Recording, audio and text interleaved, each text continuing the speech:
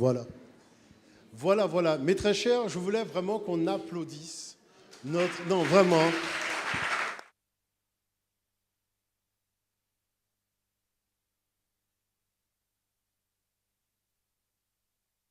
C'est important, c'est important, c'est important. Vous ne pouvez pas imaginer à quel point tout ça, c'est important. Vous savez, il y a une chose que je dis toujours. Il faut étudier. Parce que vous savez très bien que dans une relation coloniale, l'enseignement qu'on reçoit est colonial. C'est-à-dire, on ne nous dit pas tout. On se comprend. Donc, qui fait que si vous êtes expert de l'école de Jules Ferry, peu importe votre diplôme, votre master ou votre doctorat, je vous garantis, pour le monde noir, vous ne servez à rien. Et je vous le dis en toute humilité. Vous savez, il y a des jeunes Africains qui font Sciences Po.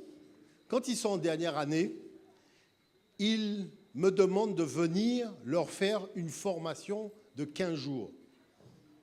Et je commence par leur dire, vous n'êtes pas africains.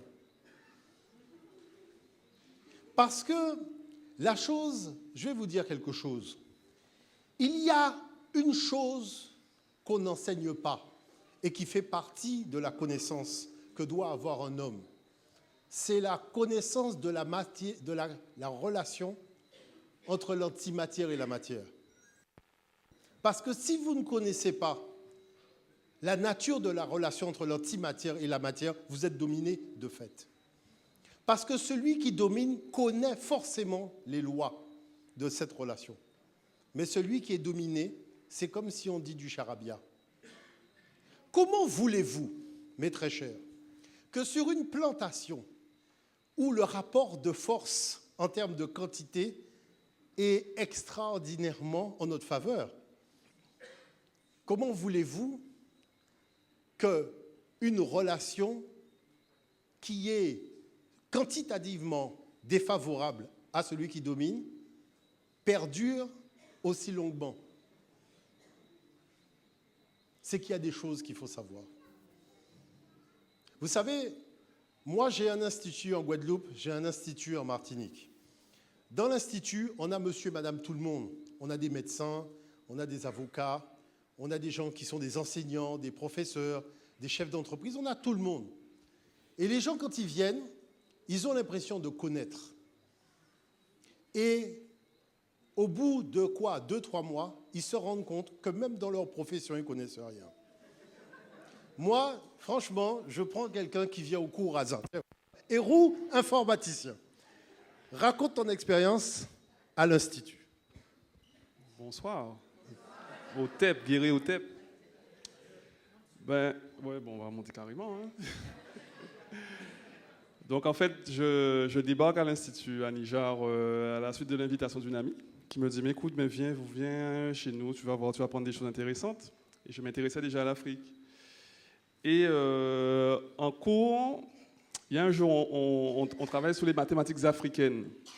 Alors, ça tombe bien, puisque j'ai étudié au CNAM, cours du soir, l'informatique théorique. Et ne voilà-t-il pas que je tombe, on me montre une méthode, et je suis en train de me rendre compte qu'on est en train de faire de l'informatique avec des mathématiques africaines. C'est pas possible, comment c'est possible? Je vois 1, 2, 4, 8, 16, 32, des nombres binaires. Et on me dit que c'est les mathématiques de l'Afrique. Je dis, mais je ne connaissais pas ça. Mais comment c'est possible? Et je suis en train de voir que, en fait, plus j'ai étudié ça, et plus je me suis rendu compte que ce qu'on m'a appris en cours d'informatique, si j'avais connu ce qu'on m'a appris là sur l'Afrique, j'aurais progressé plus vite. J'aurais compris plus vite. Parce que par exemple, pour faire des conversions de nombres décimales en nombres binaires, mais la méthode africaine va beaucoup plus vite. Mais c'est à force de travailler que je dis, mais effectivement, c'est plus simple. Donc maintenant, je veux convertir un nombre décimal en binaire. J'utilise la méthode africaine et je convertis mon nombre très rapidement et je suis très content.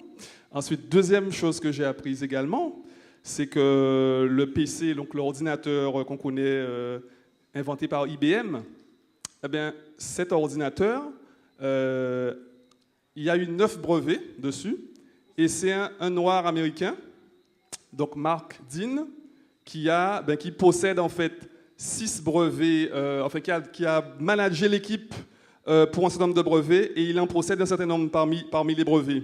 Et cet homme est toujours vivant.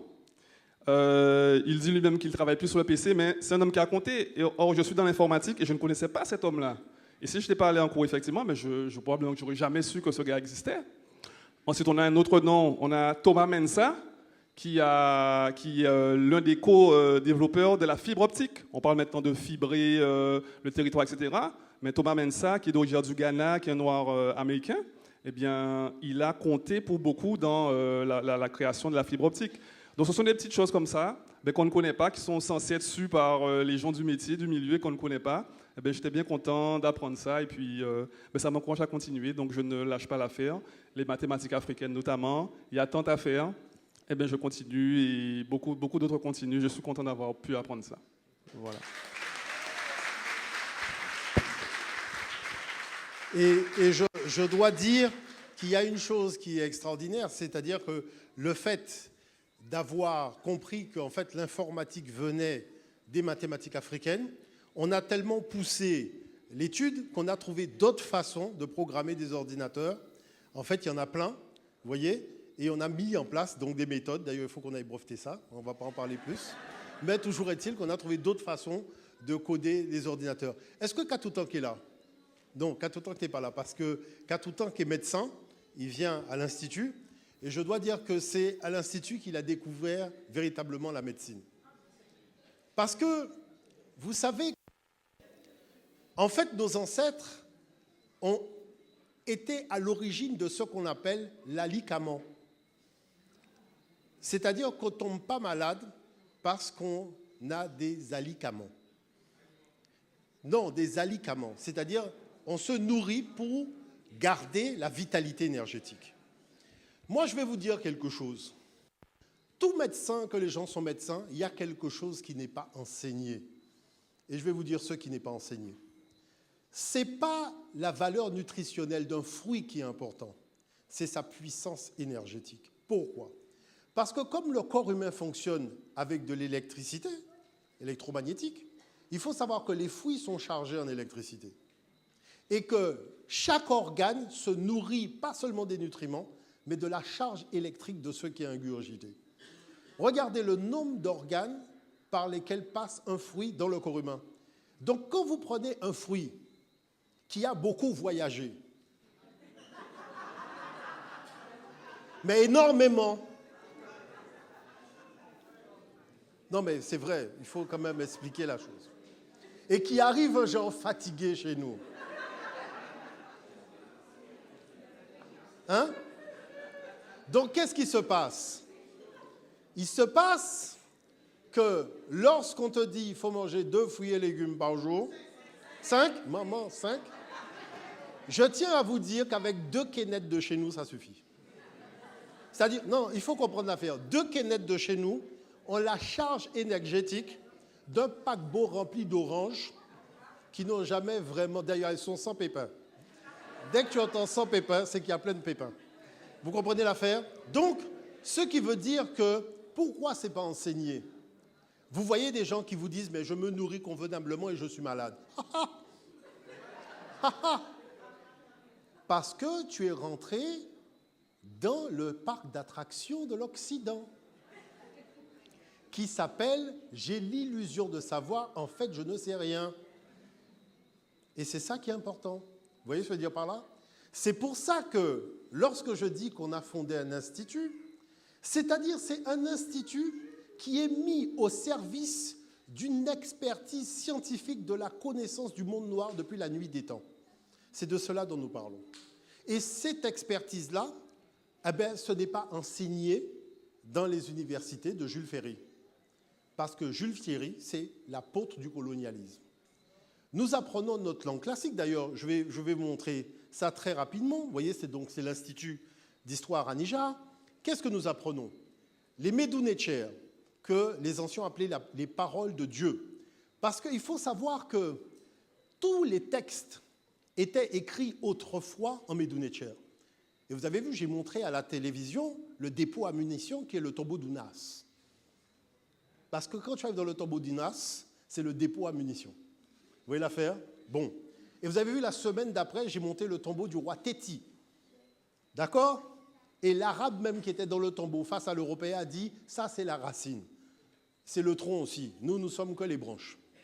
Vous imaginez que vous avez un texte où on vous dit que Moïse a été enseigné dans la sagesse divine par Pharaon, et vous considérez que Pharaon est l'élève de Moïse, alors que Pharaon s'appelle Amenhotep, et vous terminez tous la prière en disant Amen. C'est la petite embuscade de Pharaon. Voilà. Ensuite, il y a la notion de civilisation. Parce qu'il faut comprendre une chose, ce n'est pas étudier une civilisation qui est important, c'est sur quelle base on a fondé la volonté de vivre ensemble. J'interviens dans les établissements scolaires quand je demande aux enfants, mais sur quelle base ta famille a été construite? C'est-à-dire sur quelle base ta famille a décidé de bâtir des relations familiales? L'enfant est incapable de répondre. Sur quelle base papa et maman ont décidé de se mettre ensemble pour fonder une famille? L'enfant est incapable de répondre. Et pourtant, nous qui avons grandi dans ce pays, nous sommes issus de familles où on nous expliquait sur quelle base on avait fondé la famille. Mais aujourd'hui, tout le monde est un kit main libre. Et c'est pour cette raison que les enfants sont sur le net, vous voyez, en train de rechercher des informations qu'ils n'ont pas. Et regardez bien une chose, la densité d'échange d'informations entre un adulte et un enfant est médiocre. Parce que l'adulte ne se cultive pas. Et il ne fait que répéter ce qu'il a entendu sans aller jamais vérifier pour voir est-ce que c'est vrai. Vous voyez ce que je veux dire par là? Et c'est pourtant important. Regardez, quand elle prend le temps de nous montrer ça, on a l'impression qu'il y a 10 ans ne suffirait pas pour raconter à un enfant tout ce qu'elle a dit. Parce qu'elle a dit de belles choses. Mais ça veut dire que je vais vous dire une chose. Il y a un temps pour tout, hein. Mais il y a surtout le temps de se mettre en marche. Et c'est ça qui est important. C'est-à-dire le temps de se mettre en marche. Et se mettre en marche, c'est d'abord ici, à l'intérieur, parce que c'est important. Il y a les sciences et les techniques. Comme il a dit, beaucoup d'inventions sont présentées comme étant des inventions occidentales. Alors qu'en fait, vous avez vu les figures de l'ombre quand je vous ai dit de venir au cinéma avec moi. Vous avez vu que c'était des femmes noires qui faisaient le travail le plus poussé à la NASA. Et personne n'en avait parlé. Mais c'est la même chose avec Raoult Georges Nicolo ici. C'est lui qui était bête ammoniaque au CEA, l'énergie atomique. Vous voyez, rappelez-vous quand j'avais mis ici son brevet d'invention. Parce que mon peuple m'a dit que si je ne monte pas le brevet d'invention de Raoult Georges Nicolo, on ne croira pas qu'un Guadeloupéen a inventé quelque chose. Et si cet homme n'était pas là, parce qu'il sait les difficultés qu'on a eues quand on est parti avec les caméras, comment on nous a menés en bateau à Jussieu. Heureusement que j'étais venu 2 mois avant pour certifier que le brevet était bien là, que sa thèse était bien là, parce que devant les caméras, ils avaient changé le numéro de la thèse en 2 mois. Et quand on est revenu, on voit bien qu'il y a un moment de flottement où je ne comprends pas ce qui se passe parce que j'ai le numéro de la thèse, mais ça ne correspond pas à la thèse que nous trouvons devant les caméras. Oui, et le DVD est toujours en vente, c'est important. Donc tout ça pour souligner que, vous voyez, il faut connaître ces choses-là. Pourquoi c'est important? Ce n'est pas le fait d'inventer, mes chers amis, qui est important. C'est que l'Occident n'invente que ce qui est le plus dommageable pour l'environnement. C'est-à-dire que toutes les solutions occidentales sont cancérigènes, sont destructives pour l'environnement, ça entraîne la pollution, il y a de moins en moins de coccinelles, de libellules, enfin c'est toujours une soustraction, c'est jamais une addition au niveau de la vie. Vous voyez ce que je veux dire par là? Donc il ne faut pas laisser ces gens-là croire qu'ils ont une intelligence supérieure pour inventer quoi que ce soit. Ils sont disqualifiés pour inventer, moi qui vous parle. Ils sont disqualifiés pour inventer dans tous les domaines. Vous voyez? Parce que déjà, on se sert des expériences et des découvertes africaines. Vous voyez? Parce que sur le continent, des gens développent des choses extraordinaires, mais n'ont pas toujours les moyens. Et puis, c'est basculé tout de suite dans le militaire et ça part en vrille 2 minutes après. Vous voyez? Et ça, c'est important. Il y a ce qu'on appelle l'histoire des religions. Parce qu'il faut savoir que le seul endroit au monde où on connaissait Dieu unique, Netcher-Wa, le Dieu unique, Netcher, le Dieu Wa unique, c'était en Afrique.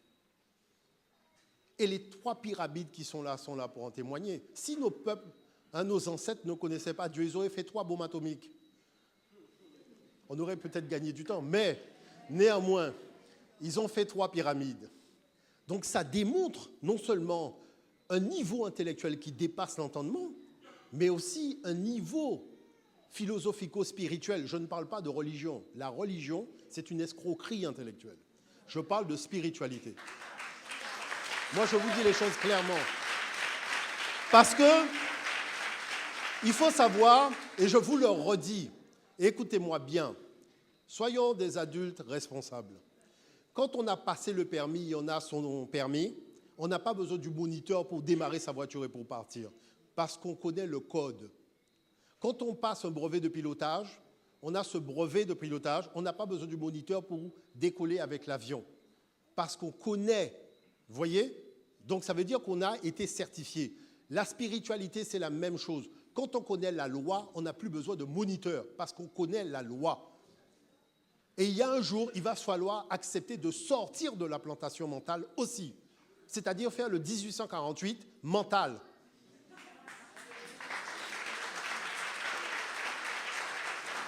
Parce que, moi, il y a une chose que j'ai compris. Ma grand-mère, qui vivait d'ailleurs pas très loin, n'a pas été à l'école. On est venu lui dire que 2 et 2 pouvaient faire éventuellement 2,5. Mais tu ne vas pas me la faire à moi. C'est-à-dire les arguments qui étaient valables pour ma grand-mère, à qui on expliquait ce qu'il y avait dans la Bible, moi qui lis la Bible, on ne va pas me la faire.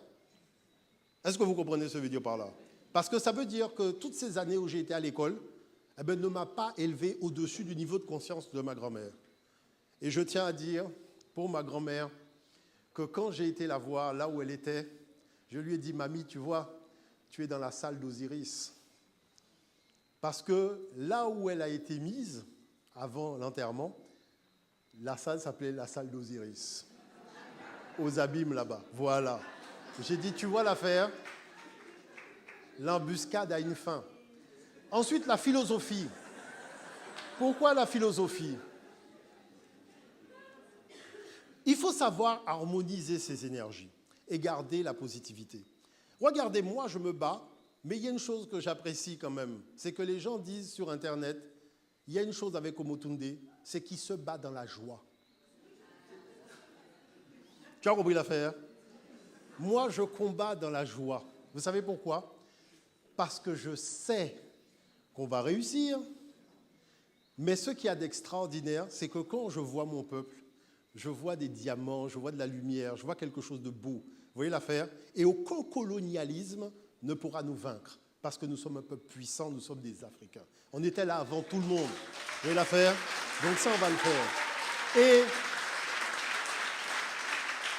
ce qu'on appelle le Yovoda, je vais vous dire une chose. Il y a une chose que j'ai compris en étudiant l'histoire. Si nous prenons depuis le XVe siècle, nous pouvons réduire notre histoire à cela. Des gens de l'extérieur ont organisé les mauvaises intentions contre nous. Et tous ceux qui étaient animés de mauvaises intentions ont reçu des moyens. Et ceux qui étaient animés de bonnes n'en ont pas eu. Maintenant, je vais vous dire une chose. Lorsque nous parlons de créer des fonds, mais est-ce que vous avez compris de quoi il s'agit? C'est que pour une fois, il s'agit de donner les moyens à ceux qui sont animés de bonnes intentions. Et de compétences. C'est tout. C'est-à-dire, c'est juste donner les moyens à ceux qui sont animés de bonnes intentions et qui ont les compétences pour mener les projets à bien. C'est juste ça. Parce qu'on est fatigué. Vous voyez l'affaire? C'est ceux qui n'ont pas les compétences, c'est ceux qui ont les projets les plus désastreux qui reçoivent les moyens pour les mettre en application. Vous voyez? Et c'est ça la problématique de fond. Donc il faut comprendre ça. Donc c'est pour ça qu'on dit apprendre l'histoire des autres, c'est bien, mais ignorer la sienne, c'est nul. Et quand je dis ignorer la sienne, c'est nul, mes très chers, comprenez-moi bien. La relation dominant-dominé est une question d'énergie. Quand vous avez monté votre énergie au-dessus de celui qui vous domine, il ne peut plus vous dominer.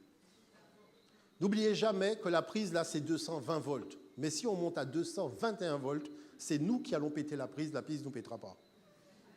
Et pourtant, on n'a rien fait, on ne s'est même pas battu contre la prise. On a simplement augmenté notre énergie plus haut que la prise. Et la prise n'a plus d'emprise sur nous. Ah. Voilà. Donc, mais c'est ça l'affaire. Il faut comprendre la chose. Voyez, parce que dans le fond, les choses sont simples. C'est juste une question de volonté. Il y a d'un camp la lumière, de l'autre camp les ténèbres. Il faut choisir son camp. Vous voyez l'affaire? Il faut être déterminé dans le camp qu'on a choisi. C'est tout ce que je dis aux gens. Ceux qui veulent choisir le camp des ténèbres, soyez radicaux. Ceux qui veulent choisir le camp de la lumière, soyez radicaux. Parce qu'il y a une chose que je sais, que m'a appris l'enseignement de l'antimatière. L'univers, quand il crée quelque chose, il crée tout de suite le contraire de la chose. Il y a l'eau, mais il y a le feu. Vous savez que quand nous vivons sur la Guadeloupe, prenons un petit cours d'antimatière au niveau de ce pays. Ce pays, c'est la confrontation de deux énergies, le feu avec basse terre, l'eau avec la grande terre. Parce que le feu, c'est le volcan qui a formé la basse terre. Et l'eau, ce sont les sédiments qui ont fondé la grande terre. Vous avez vu que les deux ne se touchent pas, il y a un pont.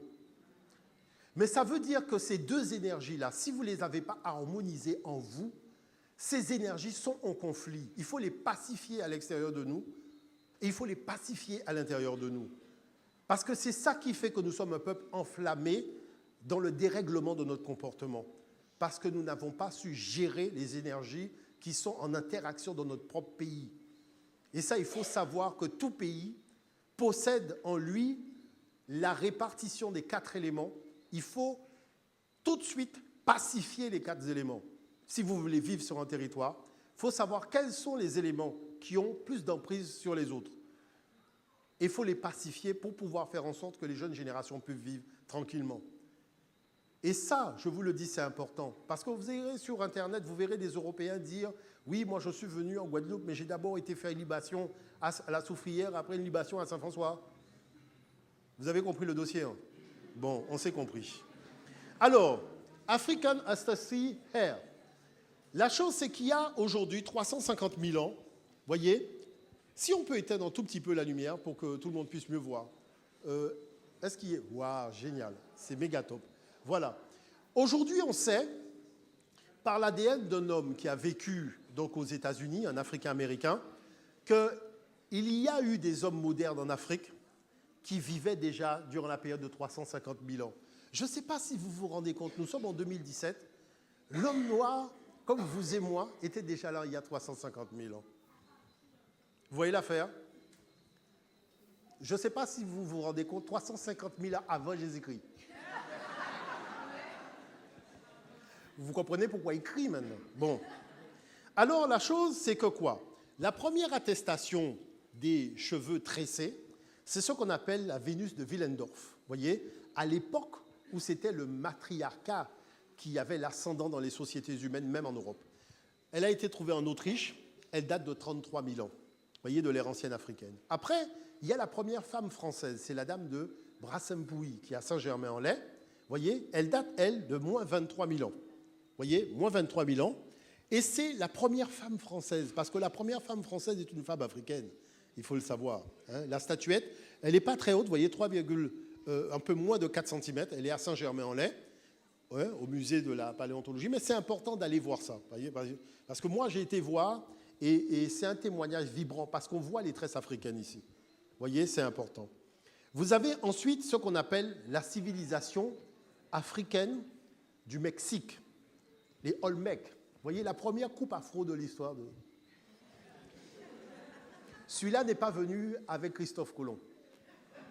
Vous avez compris l'affaire? Bâtisseur de pyramides. Vous voyez, fondateur de ce qu'on appelle la civilisation méso-américaine. Vous voyez, la coupe afro. Et c'est extraordinaire parce que quand vous voyez la taille de ces statues, vous voyez les franges à côté, c'est des statues de plusieurs tonnes. On vient embêter nos enfants avec une barque amérindienne, mais cette affaire-là, personne n'en parle de ça aux enfants. Et l'Européen dit, mais vous êtes sûr que ce sont des Africains? Mais bien sûr. Hein? Puisque toi, même quand tu faisais, tu savais bien que tu faisais d'Africain. Bon, donc toujours est-il que c'est ça, vous voyez, comprendre que nous étions déjà là. Nous étions même partout. Vous voyez l'affaire? Nous étions partout. Et ne laissez pas les gens venir vous raconter des histoires parce qu'il y a des preuves archéologiques et des conférences débat là-dessus. Regardez ici, les cheveux crépus en Asie. Nous sommes au Tibet en 1932. Vous voyez? Tibet 1932. Et vous avez déjà cette présence-là, donc de l'Afrique au niveau du Tibet. Je vais me pousser pour laisser les gens voir. Ici, c'est la Chine. Voyez, parce qu'il faut savoir qu'autrefois, les Chinois, c'était des Noirs. Voyez, et les choses, c'est qu'on ne les montre pas à la télévision. Voyez, on ne montre pas l'origine de toutes ces civilisations. Ce n'est pas montré. Voyez, et c'est important de comprendre ça. Confucius, regardez le Confucius qu'on montre aujourd'hui et le Confucius qui est la plus ancienne statue que vous avez dans la fondation de Confucius à Shanghai. Ce qui vous montre quand même une sacrée différence. Et comment les faits sont retravaillés pour la géopolitique et l'idéologie. Vous voyez, c'est important de voir tout ça. Ici, vous voyez, vous êtes en Indonésie. Et quand vous allez dans les musées, eh bien, vous voyez les ancêtres de ces gens-là. Et voilà leurs ancêtres. Vous voyez, et c'est important de voir justement cette tradition des cheveux tressés. Vous voyez, parce que c'est ces Africains qui ont quitté l'Afrique, qui ont été s'installer ailleurs, mais qui ont gardé leur culture et leurs traits et leur peau africaine. C'est important de le souligner. Là, vous voyez, nous sommes où? Nous sommes au Japon. Parce qu'eux, c'est les fondateurs de l'Empire du Japon. C'est ce qu'on appelle les Ainu. Vous voyez? Donc, ils sont à l'origine de tout ce qui est samouraï et compagnie. Ici, c'est la divinité, vous voyez, Bouddha, au monastère de Nara, au Japon. Donc, il faut voir les choses. Nous avons été partout. Et vous voyez les cheveux, donc coiffure typiquement africaine. Donc, c'est important de le souligner. Ici, vous avez un mariage à Séoul, en Corée, vous voyez, en 1900. Donc, c'est pour vous dire qu'il y a des choses extraordinaires qu'on ne montre pas à la télévision, puisque c'est aussi la télévision de Jules Ferry. Vous voyez l'affaire? Donc, maintenant, vous voyez les Chinois, vous voyez, jusqu'à aujourd'hui, vous avez des gens en Chine qui sont comme ça, dans l'arrière-pays. Vous voyez l'affaire? Donc, c'est pour vous montrer que ce cheveu crépus est à la base de tous les cheveux. C'est lui qui a donné naissance à toutes les autres formes de cheveux. Et ça, c'est un phénomène d'adaptation. Est-ce que vous voyez l'affaire? Mais c'est lui qui avait l'énergie de base pour faire tout ça. Et c'est pour ça que le point de départ est important. Parce que la source énergétique, vous voyez, si elle n'est pas puissante à l'origine, ça ne donne pas grand-chose. Donc c'est important de le souligner. Ici, vous avez par exemple ce qu'on appelle les Grecs anciens. Vous voyez, avec la coiffure tressée. Parce qu'il faut savoir que c'était des Noirs qui vivaient en Europe avant l'arrivée des Européens, qui venaient du Caucase. C'est pour ça qu'on les appelle les Caucasiens. Et vous avez remarqué que nous, on n'a jamais dit caucasoïdes. On aurait pu. Bon. Et vous voyez qu'en Grèce, donc vous avez ces personnages qui étaient les dignitaires, les rois des cités, qu'on ne montre pas. Vous voyez? Donc c'est important de le souligner. Vous avez tous ces personnages-là, vous voyez, avec leurs tresses. Parce qu'il y a eu un phénomène, quand même, de métissage. C'est ce qu'on appelle la proto-histoire de l'Europe. Dès que vous entendez proto, c'est qu'il y a des négadans. Dès qu'il y a proto, maman, il y a des noirs dedans. C'est évident. Vous voyez? Maintenant, c'est à Chypre, vous voyez l'affaire, et vous retrouvez la même coiffe que la dame de Brassempouy tout à l'heure. Vous voyez, c'est la même façon de représenter les tresses par des traits, des espèces de cubes. Donc on voit qu'il y a une constante dans la réalisation artistique. Ici, c'est important parce que, vous voyez, quand on parle de Thalès, Pythagore, Platon, ils venaient d'Asie mineure. Mais regardez les statues des gens d'Asie mineure. Hein. C'est-à-dire que, quand vous tapez Thalès, hein, Thalès de Milet ou Pythagore de Samos, c'est-à-dire en Asie mineure, voilà à quoi ressemblaient vraiment ces gens-là. Hein. C'est-à-dire la statue qu'on vous montre là, c'est un truc qu'on a fait du bricolage. Mais les Africains, sous Nectadebo, avaient sculpté Thalès, avaient sculpté Pythagore. Ils ont tous été sculptés. Vous voyez l'affaire? Mais on ne veut pas montrer les statues parce qu'on a des personnages, vous voyez, qui ne sont pas conformes. Parce que c'est ce type-là qui est le type vraiment, vous voyez ici, là, le type représentatif de l'Asie mineure. Et donc, c'était ces gens-là. Parce qu'il faut savoir que le papa de Pythagore, comme sa maman, c'est deux Cananéens. Hein. Pythagore est l'enfant de deux Cananéens, une Cananéenne. Hein. Il faut le savoir. Hein. Bon. Maintenant, la chose, c'est que quand les Européens vont être à notre contact, eh bien, ils vont reprendre nos éléments de culture. Comme on voit ici déjà au niveau des coiffures tressées, vous voyez, puisqu'ils arrivent, ils ne sont pas civilisés, mais aussi ce qu'on appelle l'art et la sculpture. Vous voyez, le premier corpus artistique des Européens, c'est ce qu'on appelle le kouros, mais qui est tout simplement la copie de ce qu'on appelle en Afrique la statue du Ka. Parce que regardez les postures sont les mêmes. Mais regardez les dates, il y a plus de 2000 ans de distance. Vous voyez? Et le rapport de proportion est le même, 22 carreaux, 3 quarts. Donc vous voyez que c'est l'Afrique qui a initié l'Europe sur les voies de la civilisation, des mathématiques, de la géométrie, de l'art et de la sculpture. Il n'y a même pas matière à discussion, puisque c'est évident. Vous voyez? Donc tout ça pour montrer aussi que il y avait des Noirs qui dirigeaient les cités. Vous savez, ça, c'est la cité, la pièce de monnaie de quelle cité? La cité d'Athènes. Vous voyez, la déesse d'Athènes, celle qu'on appelle Athéna. Vous voyez cette race africaine? Parce que c'est un roi noir qui a fondé la ville d'Athènes. Vous voyez, et ici, vous avez les monnaies étrusques. Hein, donc avec les coiffures tressées aussi.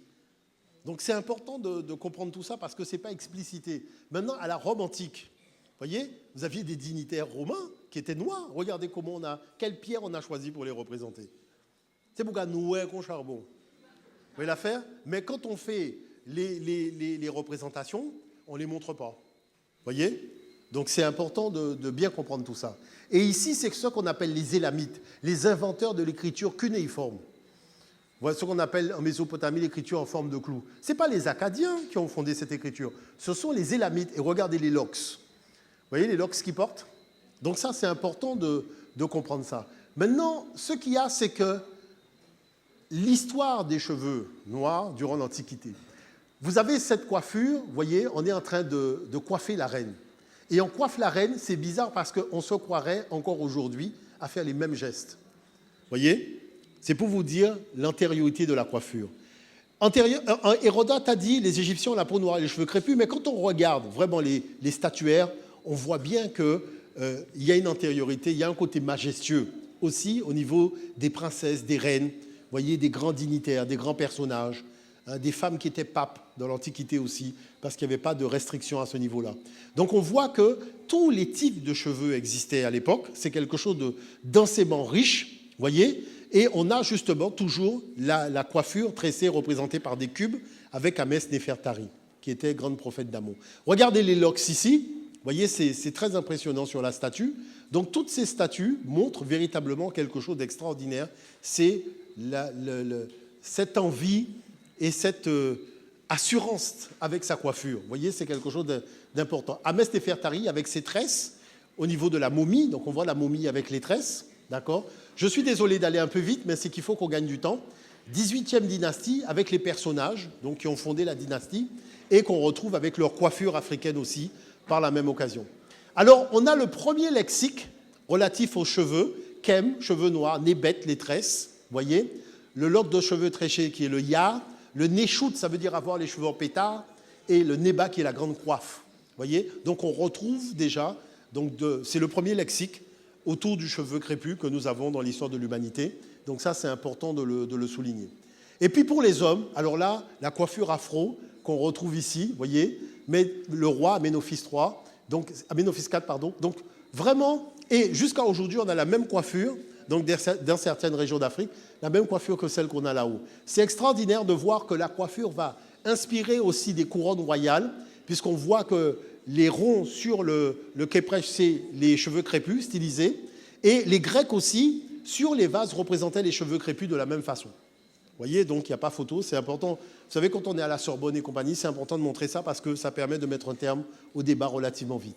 Et puis ça, vous voyez, Amenemhat, vous voyez, le pharaon, voilà, qui, jusqu'à aujourd'hui, il y a encore cette coiffe qu'on voit devant nous. C'est important de le souligner parce que lui, c'est un maître à manioc, attention. Hein. Bon. Donc, toujours est-il que là-dessus, la coiffe tressée pour les princes, jusqu'à aujourd'hui, c'est une coiffure qu'on retrouve donc en Afrique, donc dans les familles royales. Chose particulière, vous voyez, toutes ces coiffures, c'est extraordinaire parce qu'elles sont encore là. Quand on se balade en Afrique, vous voyez, on va au Soudan, eh bien, on voit les mêmes coiffures, vous voyez les dégradés, tels que les dégradés que vous avez. Enfin, c'est impressionnant, quoi. Voyez, et puis ici, vous avez le cône qu'ils mettaient sur la tête, voyez, qui donne un parfum particulier aux tresses. Toutes ces coiffures-là sont encore là aujourd'hui, elles n'ont pas disparu. Ça, il faut le savoir. Alors, chose particulière, la science et les cheveux crépus. Il faut savoir que nos ancêtres ont observé la nature, ils ont compris une chose. La nature est symétrique, d'accord? C'est important de bien comprendre ça. Vous-même, vous êtes symétrique. Vous voyez l'affaire? La nature est symétrique. Il y a une question d'équilibre. Ce n'est pas simplement la symétrie de forme, elle est aussi de couleur. C'est impressionnant. Et cet aspect symétrique existe de deux façons, une symétrie bilatérale et une symétrie radiale. Vous voyez? Donc cette symétrie radiale qui va donner, je dirais, une symétrie en 360 degrés. Donc qui fait que quand on regarde la nature, ben, on comprend maintenant cette symétrie et c'est ça qui va donner ceci. Vous voyez? On voit la symétrie. La symétrie est dans le visage, la symétrie est dans la coiffure. Donc ce n'est pas une coiffure qui est faite au hasard. Elle répond à des lois, à la loi. C'est important de le comprendre. Donc déjà à ce niveau-là. Donc vous voyez, toujours la notion de symétrie, donc à la fois radiale mais aussi bilatérale.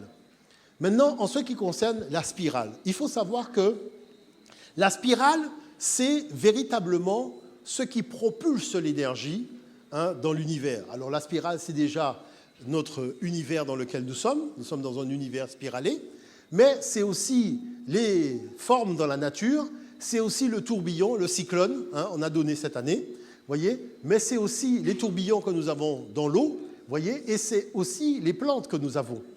Voyez, donc cette notion de spirale, on la retrouve partout dans l'univers parce que c'est à ce moment-là que l'énergie se produit. Alors, chose particulière, c'est qu'on s'aperçoit que les cheveux humains commencent aussi en spirale. C'est important, donc ça veut dire le départ est tout simplement une explosion d'énergie, d'accord ? Ce qui va donner cette forme-là, qui va donner ceci au niveau de la coiffe, mais aussi, regardez, quand on fait, vous voyez, au niveau de l'empreinte digitale aussi est en forme de spirale.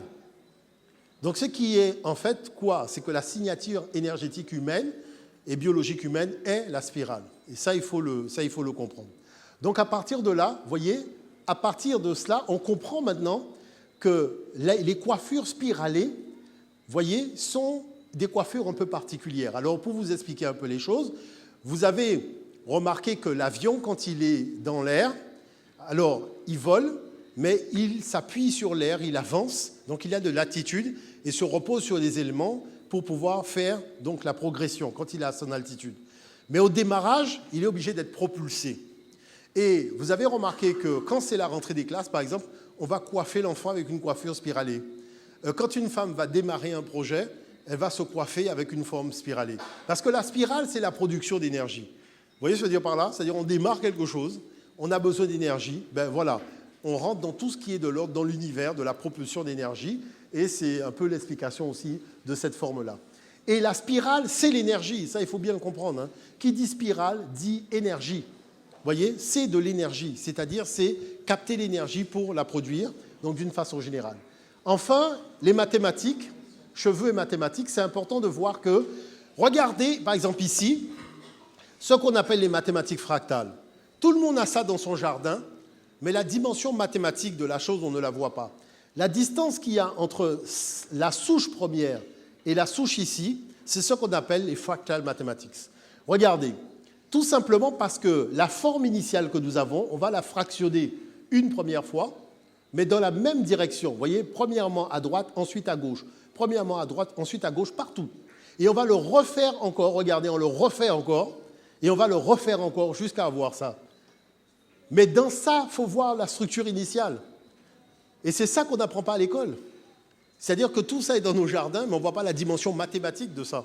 Mais nos ancêtres l'ont vu. Et quand nos ancêtres l'ont vu, ils ont vu tout ça. Est-ce que vous voyez l'affaire ? Ils ont vu qu'il y avait une dimension mathématique basée sur l'itération, c'est-à-dire la répétition de la forme, à petite, à moyenne et à grande échelle, dans la nature. Donc à partir de là, qu'est-ce qui se passe ? Vous voyez, il se passe une chose extraordinaire, c'est que les chercheurs maintenant ont constaté que non seulement toute la culture africaine est abordable par des lois mathématiques qu'il faut connaître, mais que ces lois mathématiques ont pour vocation la production et la régulation de l'énergie. Voilà le fondement de cette culture. Tout est énergie. C'est pour ça qu'on a l'expression d'une explosion d'énergie dès qu'on est dans la culture noire. Et vous voyez, ça donne ça, African Fractal, vous voyez, toujours avec donc, cette dimension spiralée. African Thinking, dans la façon de concevoir donc, les formes. Et ces formes-là, vous voyez, on va les retrouver, regardez ici, on voit qu'on est dans des fractal bunching patterns. C'est-à-dire ce qu'on appelle, si vous voulez, des algorithmes mathématiques de réalisation de la forme. Et c'est pour ça que quand un enfant est coiffé comme ça, c'est déjà un ingénieur informatique. Surtout quand il fait lui-même les tresses. Mais tout le monde le voit sauf nous. Vous voyez, c'est ça qui est dommageable. Tout ça, ce sont des lois mathématiques et géométriques qui sont magnifiées. Et c'est important de voir les symétries radiales et bilatérales dans les coiffures. Maintenant, ça mène à quoi tout ça ? Un exemple, vous voyez, les coiffures comme ça paraît tout bête. Mais quand vous mettez ces formes-là sur des plaques de métal, eh bien, ça permet de quoi ? De supprimer l'antenne du téléphone portable. voyez, avant, il y avait des téléphones, les téléphones portables avaient des antennes. Maintenant qu'on a découvert les propriétés des formes africaines, on les met dans le téléphone portable et le téléphone n'a plus besoin d'antenne. C'est pour cette raison que je vous dis, attention, c'est une culture basée sur la production et la régulation de l'énergie. Et on le voit dans le domaine scientifique. Donc ça, c'est important de le souligner. Et maintenant, ce qui est justement la notion d'énergie, regardez ceci. Le soleil, quand il se lève, il produit de l'énergie. Mais ce qui est important, ce sont les rayons. Les rayons qui font quoi? Qui dispensent cette énergie dans la création. Il y a quelqu'un qui a vu ça. C'est celui-là, vous voyez? Il y a quelqu'un qui a vu ça. Voilà. Vous voyez? Lui, il l'a vu, ça. C'est important de voir, c'est-à-dire à son niveau, il y a une contribution pour ouvrir les yeux des gens. On dit attention, le soleil, quand il se lève, il produit une énergie importante. Mais il la dispense, il ne la garde pas pour lui. Mais il la dispense à qui? À tous ceux qui partagent ses valeurs, la lumière, pas l'ombre, la lumière. Vous voyez l'affaire? Il faut être le reflet de la lumière, c'est important. Donc, qui fait qu'à partir de là, qu'est-ce qu'on retrouve dans tout cela? Les 4 éléments, la terre, l'eau, le feu et le vent. Donc, qu'est-ce qui fait? Ça nous rappelle Sun and Fire, quelque part, qui nous mettait aussi sur la piste de quelque chose. Bon, mais qu'est-ce que nous obtenons ici? Regardez bien, c'est important. Vous avez ce qu'on appelle l'ADN humain. Mais vous avez remarqué que le cheveu crépus est déjà un ADN à lui tout seul. Mais à l'intérieur du cheveu, vous avez l'hélice formée par 4 chaînes de kératine et les 4 chaînes de kératine sont encore en forme spiralée. Dans chaque groupe, parce que vous avez plusieurs groupes, vous voyez, dans le cheveu. Donc chaque groupe est composé de 4 chaînes de kératine et chaque kératine, chaque chaîne, c'est encore une spirale. Donc vous ne pouvez pas considérer ça comme étant le fruit du hasard. Il y a quelque chose dans cette force-là. Parce que ça veut dire quoi? Qu'est-ce qu'il y a dans ça? La puissance. Vous comprenez que chaque fois qu'on colonise l'homme noir, il y a une chose qu'on lui fait oublier, sa puissance. Vous comprenez l'affaire? Parce que tout le monde sait qu'il est puissant. Vous voyez l'affaire? Sa puissance. Et cette puissance-là, il la prend aussi dans ses cheveux. C'est pour ça que les cheveux font partie de la résistance aussi. C'est important. Vous voyez? Le cheveu, comme vous voyez ici, c'est comme l'arbre. L'arbre a besoin de ses racines, il va puiser les énergies cosmiques avec les feuilles. Le cheveu fait la même chose. Si on ne prend pas soin des cheveux, c'est comme si on ne prenait pas soin des arbres. On va dire qu'on a mis le chlordécone dans la nature, mais on met pire que le chlordécone dans sa tête. Vous voyez? Non, mais il faut comprendre la chose, parce que c'est micro et macro aussi en même temps. Donc tout cela pour dire que ces 4 énergies-là, le cheveu en a besoin. Vous voyez, le cheveu en a besoin par intermittence comme une roue. Et ça, c'est important de le souligner. Vous voyez, tout cela pour dire quoi? Pour dire une chose qui est très simple. Il faut résister avec les cheveux, mais aussi une chose importante, il faut connaître la puissance qu'il y a à l'intérieur. Je vous remercie, mes très chers. I am very proud to announce now that we are going to attend a hair show from Miska Hairdresser. Please give them a round of applause, and DJ, you can just play the music.